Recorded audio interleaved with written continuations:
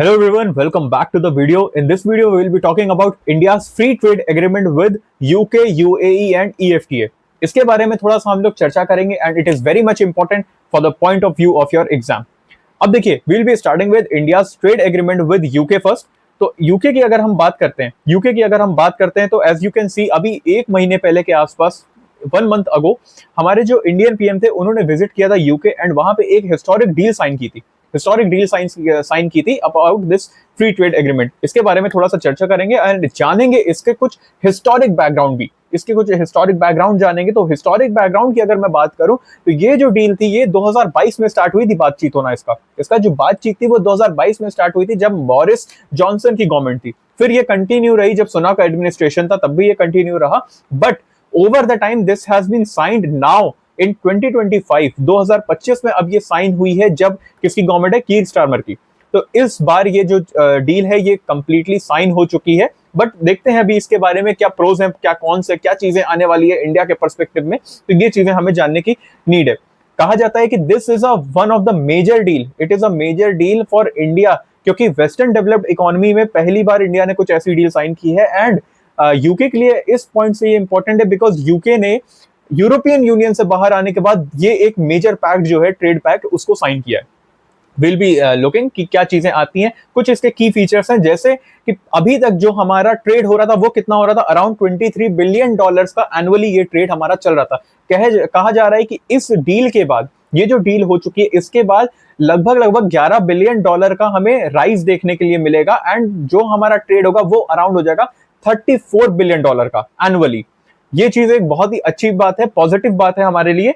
दूसरी चीज कही जा रही है कि जो आपका इकोनॉमी है, जो हमारा जीडीपी है यूके का, जो यूके का जीडीपी है, इट विल राइज बाय कितना, it will rise to by 4.8 billion pounds. 4.8 billion pounds जो है वो एनुअली ये ग्रो कर सकता है। तो this is a very good thing. और कुछ नए इन्वेस्टमेंट्स होंगे जैसे clean energy, green energy, right. Startups में कुछ ना कुछ इन्वेस्टमेंट्स होंगे। तो ये कुछ टेक एरियाज हैं, इनमें इन्वेस्टमेंट जो है वो होने वाले हैं। Then we will be moving further. फिर हमारा आता है कुछ टैरिफ रिडक्शंस की बात कर लेते हैं कि इंडिया के लिए कैसा रहेगा अगर इंडिया जो है वो क्या करता है, एक्सपोर्ट करता है। देखिए कुछ की बेनिफिशियरीज हैं इंडिया के लिए। की बेनिफिशियरीज जैसे टेक्सटाइल एंड अपैरल्स, अभी तक इसमें जो है 10 to 12% का हमें क्या देखने के लिए मिलता है, 10 to 12% का ड्यूटी देखने के लिए मिलता है। लेकिन ओवर द टाइम क्या किया जाएगा, इन ड्यूटीज को ना कम किया जाएगा। अभी तो जीरो एकदम से नहीं हो सकता, may be it will be zero, but अगर अभी नहीं होता है तो over the time it will be 5 से 7 साल में ये क्या कर दिया जाएगा, इसको जीरो करने की पूरी कोशिश की जाएगी। तो जैसे इंडिया में टेक्सटाइल इंडस्ट्री हो गया, लेदर फुटवेयर्स हो गया, ज्वेल्स एंड ज्वेलरीज हो गया, है ना, इंजीनियरिंग गुड्स हो गया, इन सब पे हमें देखने के लिए मिलेगा कि बहुत ज्यादा पॉजिटिव थिंग्स हमें देखने के लिए मिलेंगी एंड ड्यूटी जो होगी वो बहुत ज्यादा क्या हो जाएगी, कम हो जाएगी। Then we move further.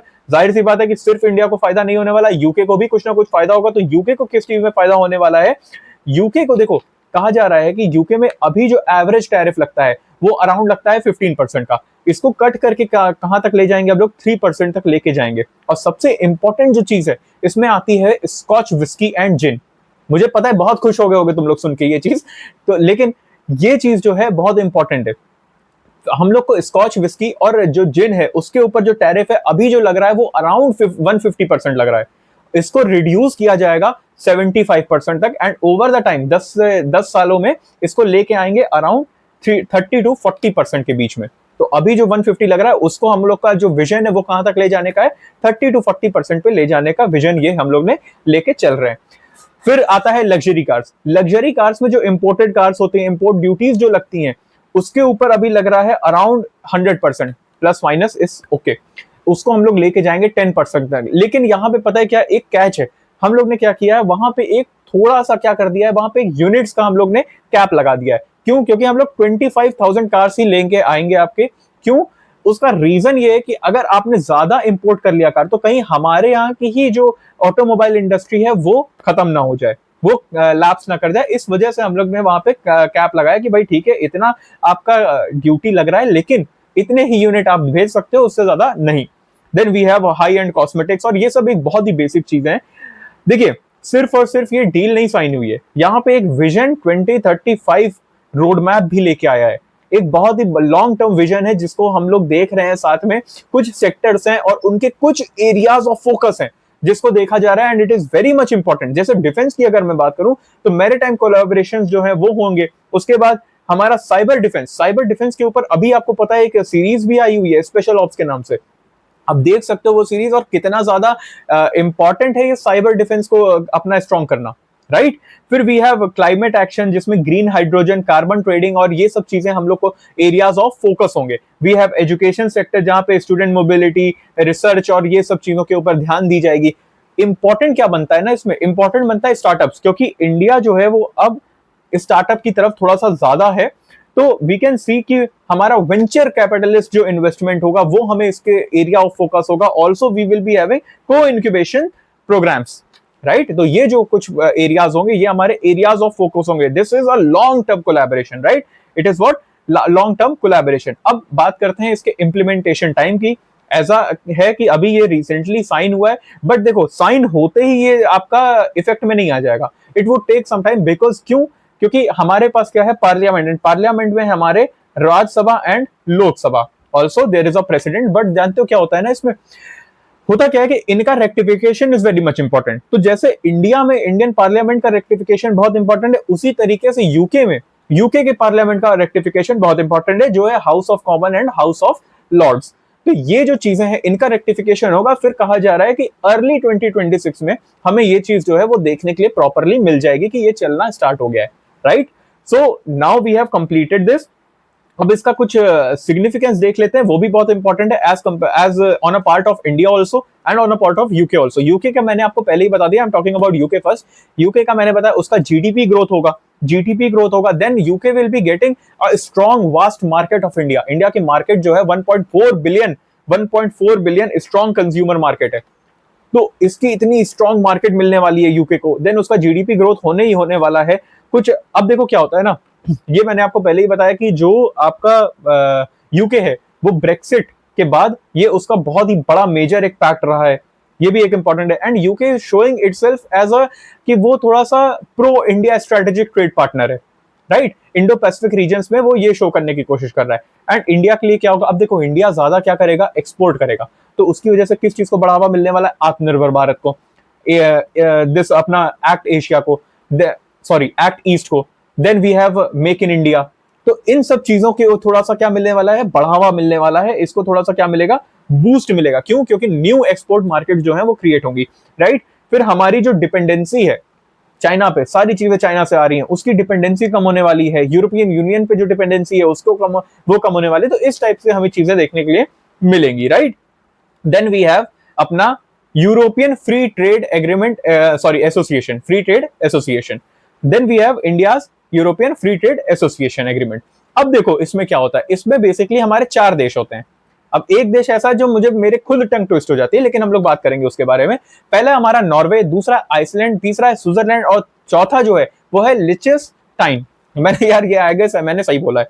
तो we will be looking with the help of map कि ये देखो ये हमारा आइसलैंड है, ये हमारा आ गया Norway, this is our Switzerland. और अगर स्विट्जरलैंड के पास में तुम छोटा सा देखो ना यहाँ पे, ये जो है यही आपका क्या है, लिechtenstein, जो भी आप इसको प्रोनाउंस करना चाहो, बस इंपॉर्टेंट इज कि आपको ये समझ में आना चाहिए व्हाट इज इट, ठीक है। इसकी अगर हिस्ट्री की मैं बात करूं तो इसकी बात जो है वो 2008 से स्टार्ट हुई थी। 2013 तक हम लोग ने मस्त बातचीत की, बढ़िया 5 साल तक। फिर हम लोग ने बातचीत बंद कर दी, लड़ाई हो गई। फिर उसके बाद 2016 में सुलह समझौता हुआ और हम लोग ने फिर से बात को स्टार्ट किया कि चलो यार एक बार फिर से बात करके देखते हैं क्या चीजें थोड़ी ठीक हो पाती हैं। 2016 से बात करते करते 21 राउंड ऑफ हमारे नेगोशिएशंस हुए, 21 राउंड्स ऑफ नेगोशिएशन होने के बाद हमें तब जाके पता लगा कि यार हाँ थोड़ा बहुत कुछ चीजें सही हो सकती हैं। एंड फाइनली ये साइन हुआ। साइन होने के साथ साथ जानते हो क्या ट्रेड डील हुई, डील ये हुई कि आप 4 देश मिलके हमको क्या देंगे, हमको $100 बिलियन का इन्वेस्टमेंट देंगे ओवर द 15 ईयर्स। आप जो 4 देश हैं आप लोग मिलके मुझे 15 ईयर्स में $100 बिलियन का क्या देंगे, इन्वेस्टमेंट देंगे। ये ट्रेड डील हुई है। अब इंडिया के लिए बहुत इंपॉर्टेंट रह गया है, इंडिया के लिए बहुत इंपॉर्टेंट है क्योंकि कस्टम ड्यूटीज वगैरह कम हुई। अब इसमें एक देश है स्विट्जरलैंड, उसके साथ जो है ना वो थोड़ा सा मेजर भी पड़ता है, उसके बारे में मैं एक्सप्लेनेशन आपको दूंगा प्रॉपर। अब देखो कस्टम ड्यूटी कम होगी, फिर उसके बाद इंपोर्ट जो होंगे वो पीरियड ऑफ टाइम पे बहुत अच्छा आपको देखेंगे। अब देखिए स्विस की अगर मैं बात करूं, आपको पता होगा कि स्विस वॉचेस, स्विस चॉकलेट्स, ये सब एक बहुत ही इंपॉर्टेंट चीज होती है। किस चीज के लिए ये बहुत ही इंपॉर्टेंट है आपके, आप मतलब बहुत इंपॉर्टेंट क्या है, एक तरीके से देखा जाए तो बहुत डिमांड रहती है इंडिया में। रोलेक्स, रोलेक्स पहननी है सबको, कि पता हो ना, लेकिन ये सबको पता है रोलेक्स इज अ वॉच, महंगी आती है। स्विस चॉकलेट्स की बात होती है, आपको पता होगा टॉब्लेरेनो, टॉब्लेरेनो इज अ स्विस चॉकलेट। आप अगर एग्जांपल देखता हूं, अब देखो होता क्या है ना कि इतना ज्यादा हाई इसकी प्राइस रहते हैं कि हम लोग जनरली इसको नहीं ले पाते हैं। We use to take that dairy milk only, या मंच या पर्क ही हम लोग लेते हैं। लेकिन सोचो टॉब्लेरेनो क्यों नहीं लिया, क्यों इतना एक्सेसिबल नहीं है, बिकॉज वो महंगी बहुत है और हम लोग नॉर्मली इतना जल्दी महंगा नहीं खाते हैं, राइट। तो this is a thing. But आप ऐसे सोचिए कि जब ड्यूटी कम हो जाएगी तो वो सस्ती भी तो होगी चॉकलेट, तो हमारी एक्सेसिबिलिटी बढ़ेगी और हमारी डिमांड भी बढ़ेगी। तो दिस इज अ थिंग। लेकिन अब इसके कुछ मेजर जो प्रोडक्ट्स हैं, हमें उसके बारे में बात करना है। देखो मेजर प्रोडक्ट्स जो होंगे वो तो आपके जैसे सी फूड्स हो गया, है ना, मेडिटेरियन फूड्स हो गया, कुछ ऑयल्स हो गए, चॉकलेट्स हो गई, बाइसिकल्स हो गए, ये सारे मेजर है। लेकिन इसमें सबसे इंपॉर्टेंट चीज पता है क्या आती है? सबसे इंपॉर्टेंट चीज आती है वाइन। वाइन इंपॉर्टेंट होता है क्योंकि देखो क्या होता है कि वाइन वाइन का जो पहले प्राइस था वो अराउंड $5 टू $15 के बीच में था, और इसमें जो ड्यूटी लगती थी वो 150% तक लगती थी। इसको पहले ही साल में रिड्यूस करके कितना किया जा रहा है? पहले ही साल में इसको रिड्यूस करके 100% ले जा रहे हैं, और ओवर द टाइम इसको ले जाएंगे हम लोग कितना? ओवर द टाइम 50% तक हम लोग इसका जो है ड्यूटी कम करने की कोशिश करेंगे, 50% तक इसको लेके आने की कोशिश करेंगे। फिर ऐसे ही पॉलिश डायमंड जो है उस पर 5% की ड्यूटी लगती थी, उसको हम लोग 2.5% पे ले जाएंगे। लेकिन यहाँ पे एक और कैच है, और वो कैच क्या है कि यहाँ पे सिंपली हम लोग गोल्ड जो है उसके बारे में कोई बात नहीं कर रहे हैं।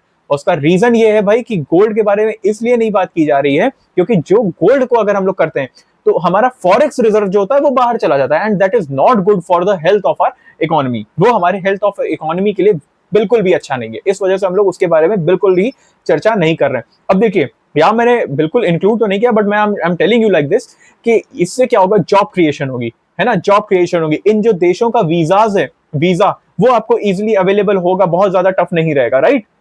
ये चीजें हमें देखने के लिए मिलेंगी। Then I have included some of the major आपका जो हमारा इंपोर्ट्स है इंडिया करता है, जैसे गोल्ड करता है, गोल्ड का कितना करता है, देन फार्मास्यूटिकल्स का करता है। देखो चॉकलेट मैंने बोला था ना, चॉकलेट चॉकलेट भी 7 मिलियन तक का हमारा यहाँ पे इंपोर्ट होता है, चॉकलेट्स भी आती हैं वहां से। तो ये सारी चीजें बहुत इंपॉर्टेंट हो जाती हैं, right.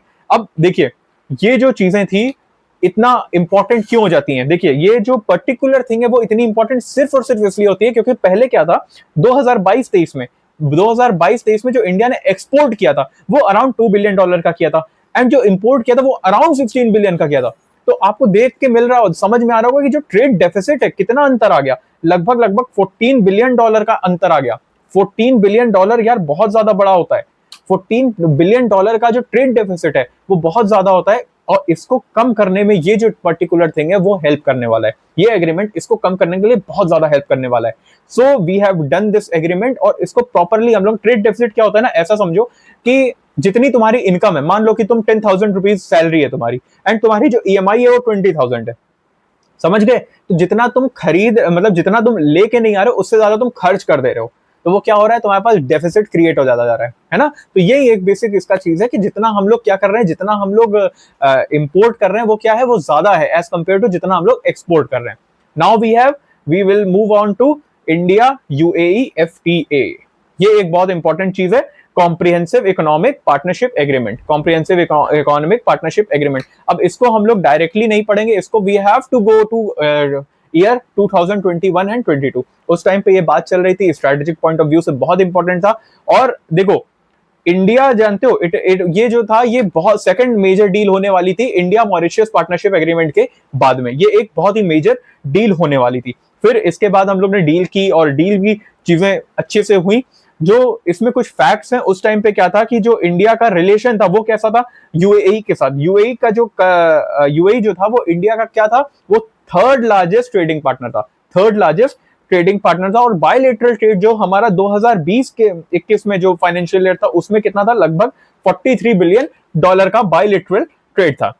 Then we move, and कुछ चीजें हमने वहां पे पढ़ ली हैं। अब ये कुछ बेसिक चीजें हैं कि UAE और इंडिया जो था वो क्या था, it was also second largest export destination for अपना आफ्टर US, ठीक है। तो ये चीजें हम लोग ने देख ली। अब आते हैं हम लोग अभी का क्या चल रहा है, इंपॉर्टेंट तो अभी का है ना, तो वो एक बैकग्राउंड मैंने आपको समझा दिया। अभी इंपॉर्टेंट ये है कि देखिए ये जो साइन हुआ था ये 2022 में साइन हुआ था, फरवरी के मंथ में ये साइन हो गया था और ये इफेक्ट में आया था 1 मई से। ये आपका मई में आपका इफेक्ट में आ गया था। लेकिन इसमें कुछ इंपॉर्टेंट फैक्टर्स थे, जैसे हमारा गुड्स एंड सर्विसेज पे कवर किया गया था, इन्वेस्टमेंट पे, डिजिटल ट्रेड पे हम लोग ने बात की थी, then we have movement of persons पे बात की थी। भाई देखा है आपने यूएई में कितने लोग जाते हैं यहाँ से, है ना, तो उसके ऊपर भी बात हुई थी। देन वी कम कि अभी क्या चल रहा है, आउटकम क्या निकला उस टाइम से लेके अभी 3 साल में, ये आउटकम क्या निकला, 2022 में हुआ था, अभी तक क्या आउटकम निकले हैं। तो अभी आपको मैं बता दूं कि पहले 2022 में जो ट्रेड का था, ट्रेड कितना था, 72 बिलियन का था, लगभग 72 बिलियन डॉलर्स का था, और वो बढ़ के कितना हो चुका है, 100 बिलियन डॉलर का हो चुका है 2025 में। 2025 में वो 100 बिलियन डॉलर्स का हो चुका है। देन जो हमारा एक्सपोर्ट्स था, exports from India to UAE, जो हम लोग एक्सपोर्ट करते थे, वो पहले कितना था, 28 बिलियन डॉलर का था। जो फाइनेंशियल हमारा 21-22 था, उसमें हम लोग लगभग 28 बिलियन डॉलर का क्या करते थे, एक्सपोर्ट करते थे, विच हैज रोज टू कितना, 36, लगभग हमें देखने के लिए मिल रहा है 8 से 9% का, 8 से 9 बिलियन डॉलर का जो राइज है वो हमको देखने के लिए मिल रहा है 2025 में, या पिछले साल आप 2024-25 कह सकते हो, फाइनेंशियल ईयर। तो 2 साल में हमको अच्छा खासा एक देखने के लिए मिला। देन सीईपीए, अभी हम लोग ने बात की थी, CEPA lifted non oil trade. अब ये नॉन ऑयल ट्रेड क्या होता है, देखो क्या होता है ना, समझो इसको बात को। हम लोग अगर ऑयल को हर जगह ले लें, क्योंकि ऑयल एक बहुत बड़ा चंक है, ऑयल को अगर ले लेते हैं तो बहुत अच्छी तरीके से कैलकुलेशन नहीं फिट हो पाती है, राइट। तो हम लोग क्या करते हैं, ऑयल को हटा के बाकी जो चीजें हैं उसको जब इंक्लूड करके हम लोग बोलते हैं, तो ये हो जाता है नॉन ऑयल ट्रेड, समझ गए। मतलब सिर्फ ऑयल को हटा दिया है, बाकी सारी चीजें जैसे फार्मास्यूटिकल्स, टेक्सटाइल और इंजीनियरिंग जो प्रोडक्ट्स होते हैं, वो सब, कोई कॉस्मेटिक्स होगा, ये सब जो होगा वो इंक्लूड होगा, सिर्फ और सिर्फ ऑयल नहीं इंक्लूड होगा। तो इसको जो था, ये जो लिफ्ट होके हुआ था, तो ये कितना था, ये 65 बिलियन तक पहुंच गया था। कब, 2024 में पहुंच चुका है। और पहले कितना था, ये पहले डबल हुआ, मतलब 2020 में, मैं आपको इसका डेटा ही दे देता हूं, इसमें डबलिंग लिखा है, बट इसका डेटा है लगभग 35 बिलियन डॉलर था, 35 बिलियन डॉलर, 35 बिलियन डॉलर था पहले ये, और ये नियरली डबल हो गया 2024 में। 2 साल में ये नियरली डबल हो गया। और कहे जा रहे हैं कि, मतलब एनालिस्ट जो है वो कह रहे हैं कि अगर इसी साइज से, इसी पेस से ये चलता रहा, इसी स्पीड से ये चलता रहा, तो ये 2030 तक, 2030 तक 100 बिलियन डॉलर्स को क्रॉस कर जाएगा। 110% इट विल बी क्रॉसिंग, अगर ये इसी स्पीड से जो है वो चलता रहा। So this was all about all the 3 आपके पैक्ट्स, ऑल द 3 एग्रीमेंट्स। हम लोग ने प्रॉपर जो तीनों देश हैं उसको एक अच्छी तरीके से समझ लिया है। Hope this is very much helpful for you. Will be meeting you in next video. तब तक के लिए स्टे हेल्दी। जय हिंद।